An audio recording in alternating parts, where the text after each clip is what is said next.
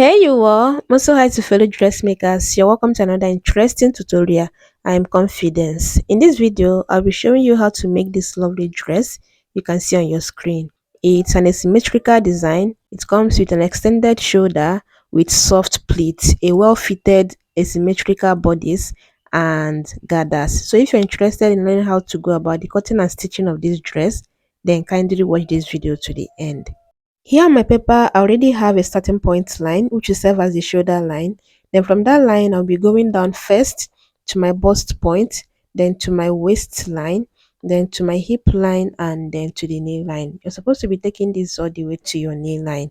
Okay. Then once I'm done, I'm going to rule them out this way and label them accordingly. Now, whenever you see dartless dresses like that, just know that the darts has been eliminated on the pattern, and that's why you see that it follows the shapes and curves of the body. So in this video, I'll be showing you how you can eliminate your darts on your pattern to achieve a well-fitted gown like the one we are working on. So we'll first be drafting like a basic gown block, and I'll be showing you how to eliminate the darts. First, you'll be marking your shoulder measurement, then down to the chest line like this. And now I'll be marking 3 inches as my neck width and come down here to 1.5 for the shoulder slope. Now I'm going to slope the shoulder just like this.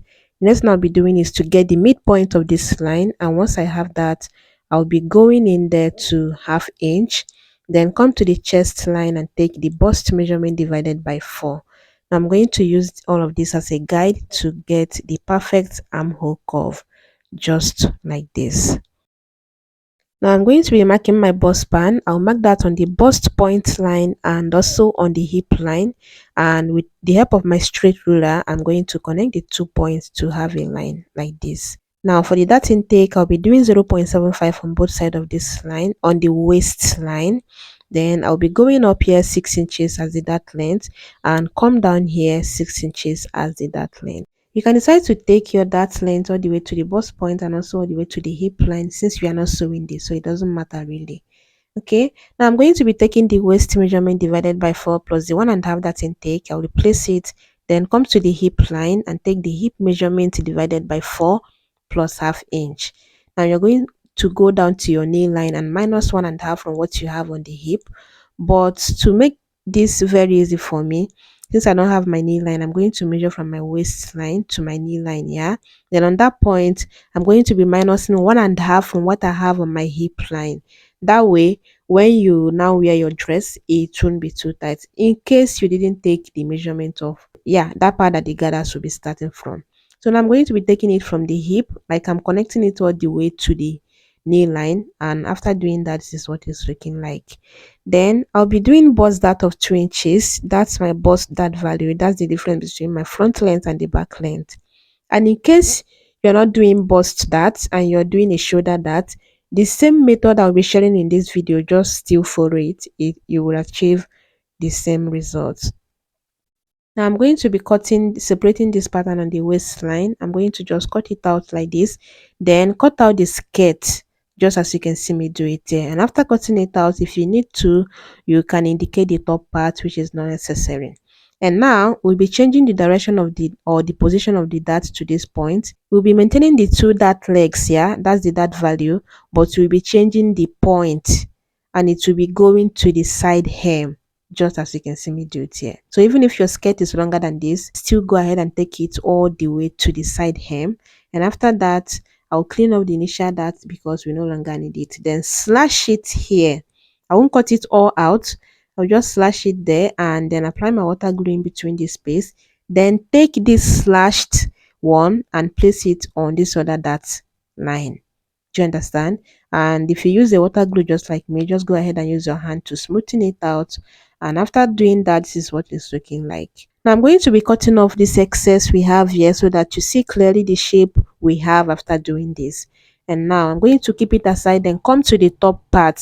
We'll be closing the bust dart, and to do that, I'm going to open up the waist dart all the way to the bust point, then slash this bust dart.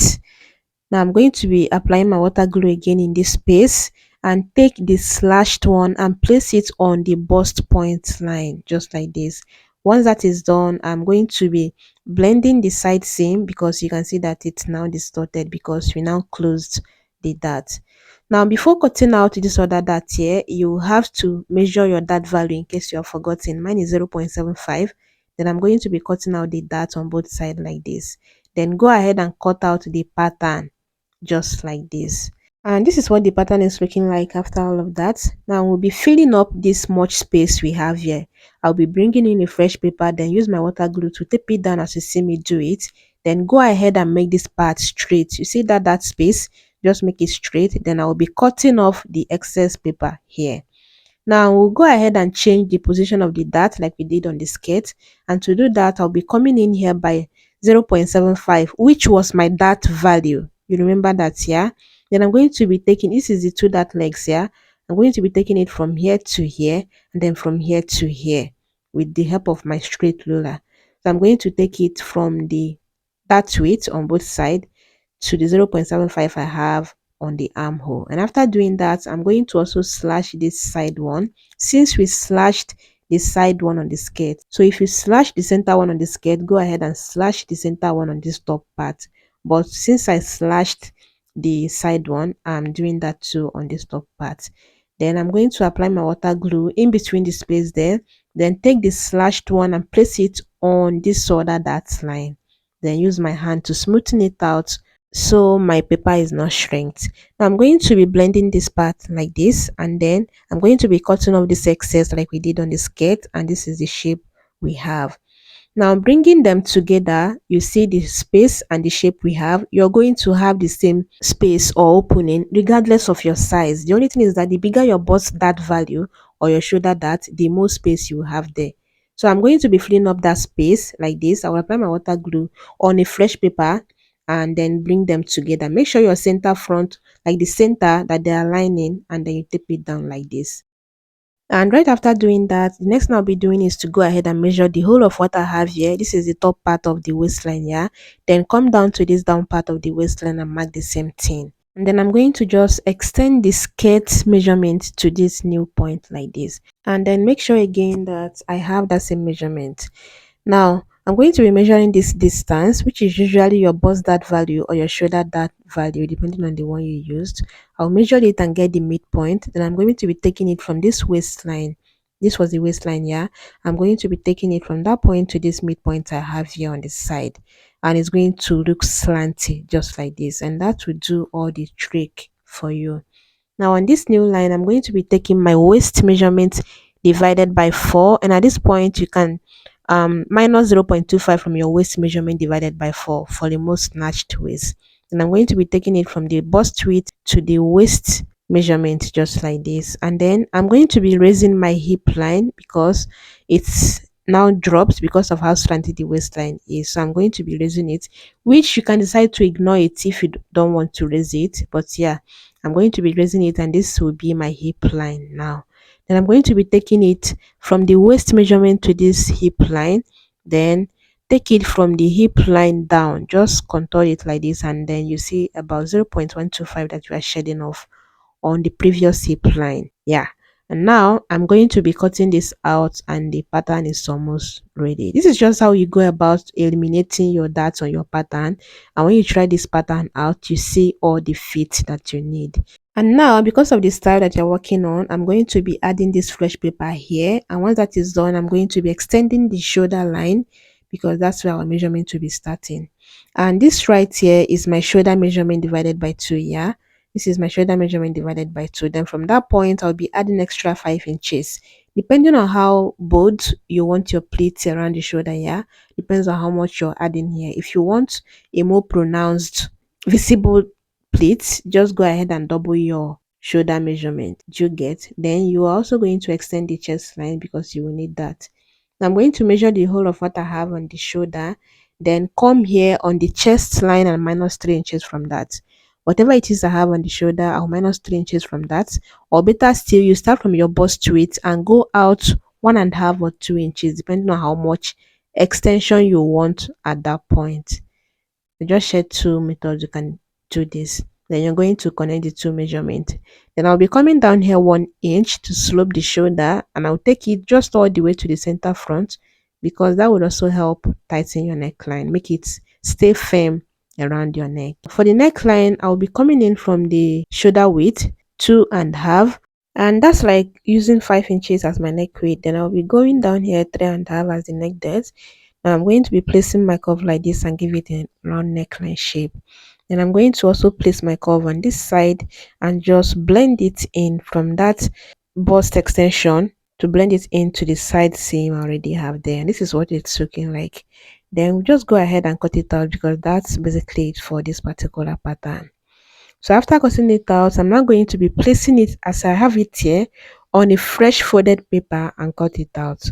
And then I forgot to mention that if your hip line is not up to, if you remeasured your hip line and is not up to, you can decide to go ahead and add to it. And I had to add about 0.25 while transferring this pattern to another pattern. Now this is what it's looking like. Now we have a full pattern because of the symmetric design. And now go ahead and label this left and right so that we see clearly which side will be high and which side will be low. Now I'm coming to the left hand side. I'll be coming down here from my waistline to 4.5. Yeah. Then I'm going to come to the right hand side on this side from the waistline. I'll first mark the 4.5. Then I'll be counting 5 inches from that 4.5, and that will be a total of 9.5. But I just made it 10 inches. So 4.5 on the left hand side, and on the right hand side 10 inches from the waistline. Then I'll go ahead and give you this curve and cut it out. Now I'll go ahead and cut it out like this on my fabric. But before that, let's talk about the gathers.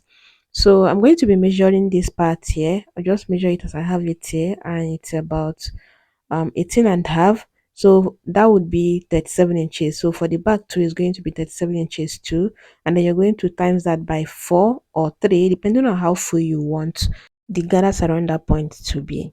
I used 2 yards of this fabric you're looking at to make mine, and because of that I'll be timesing mine by 3 and not by 4. And this fabric is somehow stretchy. It's about 25% stretchy. That's another thing you should take note of when making this type of dresses, these dartless dresses. It should be at least 25% stretchy. So know the stretch strength of your fabric before you go ahead with this pattern. Now, before we transfer this to the fabric, we'll be calculating the length. So we'll be taking note of the length of your gown from this part that is shorter and not the other long part. I'll be plussing my waistline plus this 4.5, and that would be a total of 20 inches. Then my gown length is about 40 inches. That's like 20 minus 20. So I would have about 20 inches left for the gathers. That would be the gathers length. Do you understand?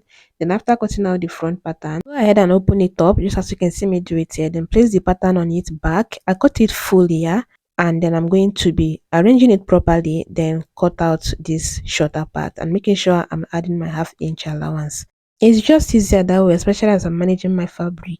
Now we'll be using the same pattern to do for the back, and I'm going to be highlighting the waistline. Once I'm done with that, I'll be going in. This will be the center back here. I'll go in there 0.5 half inch, yeah, then take it all the way to the neckline with the help of my curve like this, then take it downwards, and I'll go ahead and cut it out. So after cutting it out, I'll now go ahead and take the longer one of this pattern, then place it on my fabric like this, highlight the waistline, and then add my zipper allowance. I'm using 0.75. Go ahead and add how much zipper allowance you're comfortable working with. Once I'm done, I'm going to also use my curve to connect it like this, then go ahead and cut it out. So I'm cutting for the two sides, yeah, but I'm using the longer pattern. Later on, I'm going to place the other shorter one on one side of it and cut it out. We're also supposed to shorten the length of this center back, but I forgot to do that, but yeah, it still worked. And then another easy way to do this is after cutting it out, you're going to place it on your front, the one you already cut out, right side to the right side. Arrange it properly, then you know which part will be shorter. Just use it to trace it out. Or better still, if you already know the right one, just go ahead and place the shorter pattern on it, and then use that to trace it out. Now I'm going to be using this to cut out the facing. I'll place, this is the front part here. I'll just place it like this, then cut it out. And after cutting it out, I'm going to just pin it down just so I won't lose it, then keep it one side. Then I'll fold this other remaining one, then place the back on it and cut it out. Just trace the neckline and the shoulder out this way, then open it up here because the back is true. Yeah, now we have all of these pieces left for the gathers, and I'm going to be folding it as you see me do it. Then I'm going to be marking 22 inches. I said that the length is going to be 20 inches here. I'll be marking 22 inches here now as the length, so that the folding allowance and joining allowance, I'll have my 20 inches at the end of the day. So after marking it, making sure I have a straight line, I'm going to cut it out like this. And after cutting it out, I now have two pieces, one for the front and then one for the back. Okay, now we'll go ahead and start joining this. I'm going to place the facing right side to the right side on the front part like this, then go ahead and sew it with my ½ inch around the neckline, top stitch on it, and then turn it inside and iron. I'll also go ahead and repeat the same thing with the back, turn it with the facing, and then after doing all of that, this is what it's looking like. With the help of my hemming gum, I had to hold it down to the fabric, and now they are stuck together. Now I'm going to be turning the shoulder. I'm going to be using the back facing to turn the shoulder. Just take your time and arrange it, then you pin it down. Because of the hemming gum I use, I will have to open this part up as you see me do it here, so that it will be easier for me to work with it. Then after turning the shoulder, this is what it is looking like. I'm going to trim off this excess around this part. Then I cut out a piece of fabric, obviously longer than what I have here. I'll fold it into two, then place it like this, go to my sewing machine and sew it with my ½ inch, top stitch on it, and turn it inside on both sides. And after doing that, this is what it is looking like. I had to stitch it down on the shoulder joining and also on both ends just to secure it. The next thing now is to do the shoulder pleats, and from your neckline you'll be coming into about 2 inches before you start your pleat. So I'm going to take the first one and pin it down, then I'll take the second one and pin it down, and take the last one, which is like the third one, and pin it down. Now once you're done, you're going to have something like this. These pleats are both, it's more than the my added allowance for the plate, so I'm just trying to show you. I'll go ahead and stitch on them, or better still, you go ahead and tack it. If it will be easier for you, it will be neater for you to tack, but I just follow the joining I have on the shoulder to stitch it down. And after that, I close this my side seam, and this is what it is looking like. So the next thing now is to go ahead and fix the zipper. I'm going to hold the center back like this. I have a notch on the waistline. I'm going to pin it down there. Then I'm going to be going down to where I want my zipper to stop. Close it there, then fix my zipper on the other space. And right after doing that, this is what it's looking like.